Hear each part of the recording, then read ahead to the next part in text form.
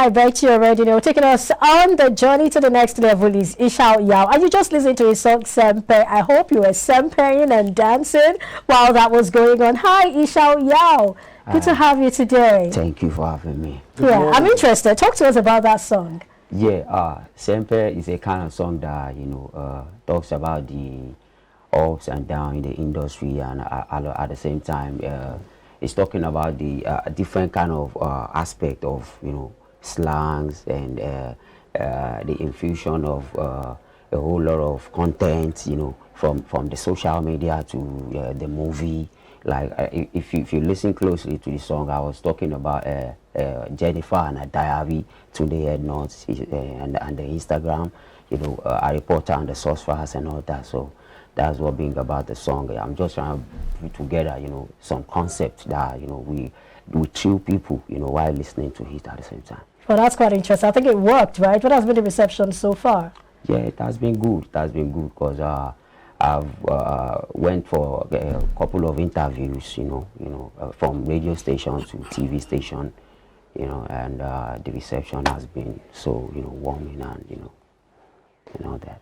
All right. All right, looking at the concept you were trying to put out there, bringing things from Nollywood to social media and what have you, what actually inspired that creative about you?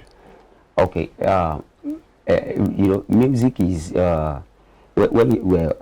like, for instance, when you're doing music, to me, I don't know about any other people's, I'm trying to, listen, I'm trying to, bring about concept from, different industry, from movie, acting, music, and a whole lot of, this thing, you get me? So to me, that concept, what bring about it is, I'm just trying to look into the industry and see what is going on and what people are, relating with, what's trending and all that. So I'm bringing them together to, make something out of the ordinary, for people to, feel and relate with, and at the same time, so as to shoot me to the spotlight, you know what I mean? So as we are coming, we are up and coming, so, and at the same time, I know one day, we are there already. Yeah, that's interesting. Very quickly, your name is Ishau Yao. How did you come by that name? Is it your real name, or it's a mixture of your real name and other names? And then you're also son of the elders. Yeah. We need to understand those two things. Yeah, the name Ishau, is my son name actually. Then the Yao is the abbreviation of my real name, which is Yakub.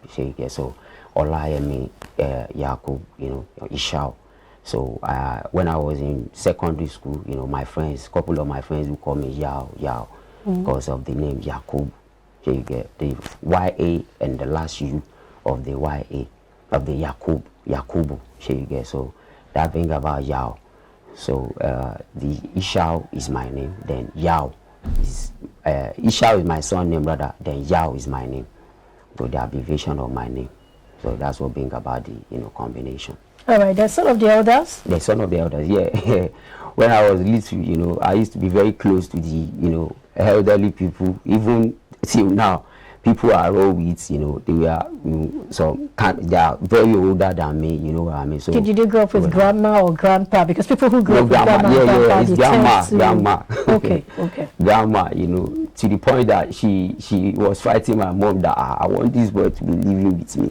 And mom was like, I can't release him all the way from Lagos to Osun State, and all that. So that being about a whole lot of drama and all that. So I adopted the name from from there, the son of the elders, from my grandma. I used to be very close to her. Anytime she comes to Lagos, she'll be like, let her come and sleep in my room. She is not sleeping with you guys, and if I'm going, I'm taking him along. So Omo Yagba, son of the elders and all that. That's where I adopted the name. Then people started calling me that.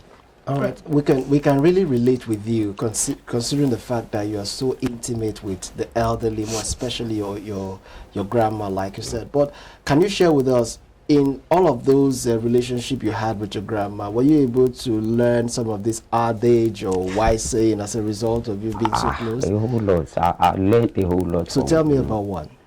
What were you able to pick out?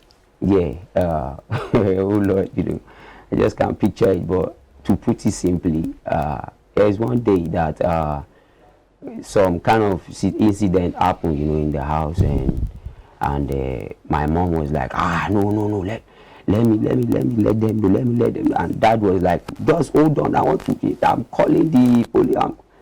Then grandma was like, calm down, let's do it like this, you know.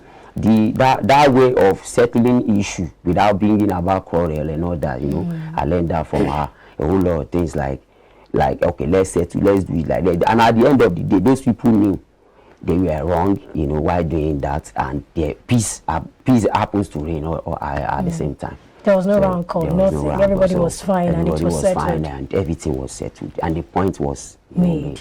Wow, interesting. I think that's a good one. Some of the others indeed. Talk to us about your music. I see you rap also. Are you more of a rapper than a singer? Talk to us about your music generally. I'm more of a rapper than a singer. Yeah, I do sing, you know. I'm a choir master.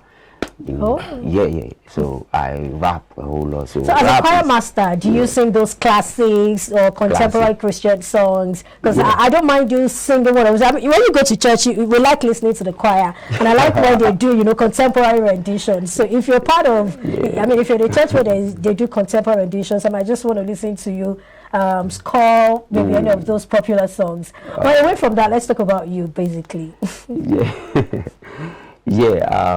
But what did you say? You say I should sing any? Your career.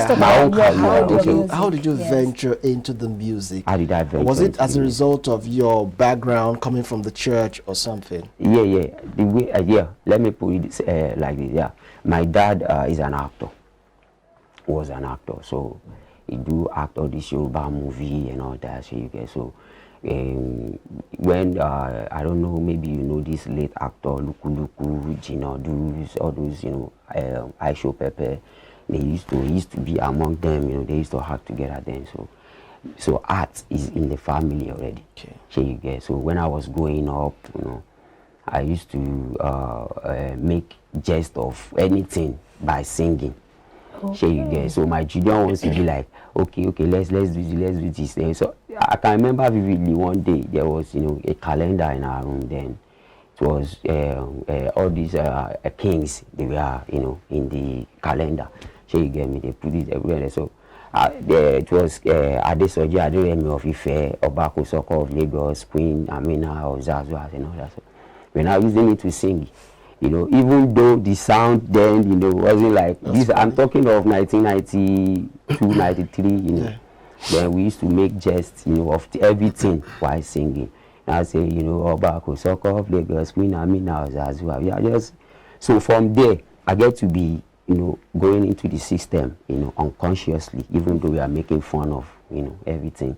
And if we happen to get into some quarrel or another from our neighbors, and so we used to use music at the same time to be singing, even though people will be like, what is wrong with this guy? What are you saying? You know, and at the same time, people, you know, get to be appreciating it, like say, you know, one day you might sing, you might end up singing. So when I get to the primary school, secondary school, I keep doing it. So during our entire sport, we get to form songs with the, you know, then it was all those American songs that used to be raining and all that. So we use their tone to be, you know, doing creating sound. Yeah, creating sound, and it's making sense. So from there, we decided like, let's do something out of, you know, nothing, and then that's how we kick-started. When was that? Okay. At what age, or maybe not age? What year? Tender. What year did you, you know, start music professionally? Professionally, it was in the 20 something, but 1999. Me and a couple of my guys, you know, we get together. We decide like, okay, let's create a group. So we name the group Fasashi Boys. So you get, so in 1999, so we used to go to carnivals, you know, but then we don't have a single, so we use beats, Brandy's beats. How could you lie for me? You know, then so we use it to mime in stage. A lot of people get, you know, pull out and we start screaming, you know, then at the end of the day, you know, we enter studio, we splitted, then everybody go solo and all that. So so I've been doing this since then, you know. Then 2023 I entered studio, Marvelous Benji studio. 2003? No, 2003, sorry. 2003. Marvelous Benji studio at Jahowa in Ajegule. Okay. You know. The Marvelous Benji was, you know, reigning there. Is it a Jahowa or Jehovah Studios? Jahowa studio. Yeah, it's Jahowa studio. Yeah. You know, that's where the likes of China and the China, rest. yeah, really it was Mickey Mouse or Mighty Mouse that owns the studio or something. Okay. You know, so I called them my first single then. I've been soloed then, so I started doing it. Then so since 2003, you started. Did you take a break at any point in time? Yeah. What happened? Why did you take a break? You know, due to some family issues and all that, you know, it's personal. So yeah, sure. Yeah, so I came back. Taking a break is not like I'm not doing it. I'm still, you know, in okay, it. Then I was a songwriter. After taking a break, I started writing songs for people that instead of when I, you know, since I don't have, you know, that time to, you know, then I started writing songs, gospel, any song, and yeah, I was writing, provided, you know, give me the genre, the kind of genre you're doing. You know. All right, so I want to ask you, did you receive any mentoring while, you know, having this flair to do music, or you just wanted to do music because you felt those who are doing music are really making it big time? No, as I said earlier, I said when I was, you know, very young, at a tender age, yeah, I've been influenced to, you know,